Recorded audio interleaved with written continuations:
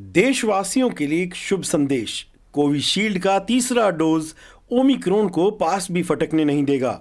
नमस्ते, और इसी नमस्ते के साथ आइए शुरू करते हैं आज का वीडियो। ओमिक्रॉन के बारे में आपने जरूर सुना होगा। कोरोना का तीसरा वेरिएंट, या यूं कहें कि कोरोना का तीसरा और सबसे घातक रूप। ओमिक्रॉन कोरोना के सभी रूपों में सबसे ज्यादा तेजी से फैलने वाला और सबसे खतरनाक रूप है। पूरे विश्व में यह वेरिएंट चिंता का रूप बन गया है।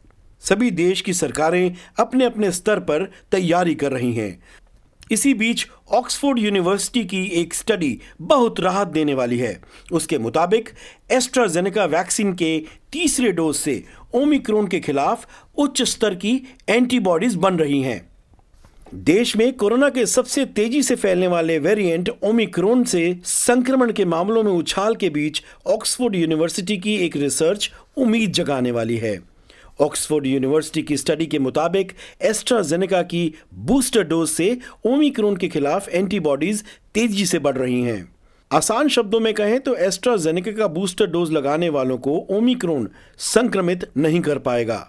भारत के लिए यह स्टडी खास तौर से गुड न्यूज है, क्योंकि देशों में लग रही वैक्सीन में तकरीबन 90% वैक्सीन एस्ट्राजेनेका की है। फार्मा दिग्गज ने गुरुवार को बताया कि एस्ट्राजेनेका कंपनी की कोरोना वैक्सीन की बूस्टर डोज वैक्सजेवेरिया ओमिक्रॉन के खिलाफ उच्च स्तर की एंटीबॉडीज पैदा कर रही हैं। इसका उत्पादन भारत की सीरम इंस्टीट्यूट ऑफ इंडिया करती है। भारत में यह वैक्सीन कोविशील्ड ब्रांड के नाम से उपलब्ध है। देश में अब तक कोरोना की जितनी भी वैक्सीन लगी हैं, उनमें से करीब 90% कोविशील्ड ही है।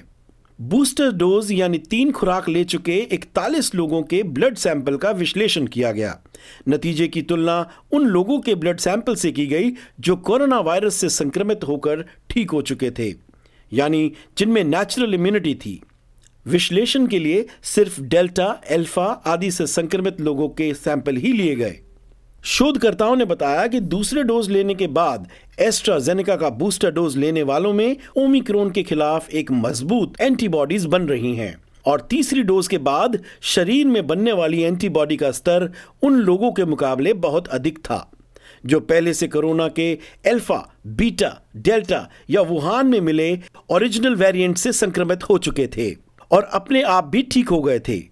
AstraZeneca biopharmaceuticals research and development के एग्जीक्यूटिव वाइस प्रेसिडेंट मीन पेंगलॉन्स ने अपनी एक प्रेस कॉन्फ्रेंस के जरिए यह बताया कि ओमिक्रॉन से बचने के लिए हमें तीसरी डोज यानी बूस्टर डोज को लेना ही बुद्धिमानी होगी।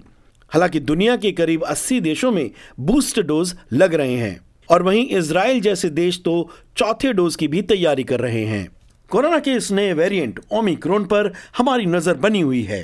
आप तक हर खबर को पहुंचाने का हमारा उद्देश्य है। मिलेंगे अगली वीडियो में। स्वस्थ रहें, सुरक्षित रहें, और हाँ, कोरोना 19 के सारे नियमों का विधिवत पालन करना बहुत आवश्यक है। धन्यवाद।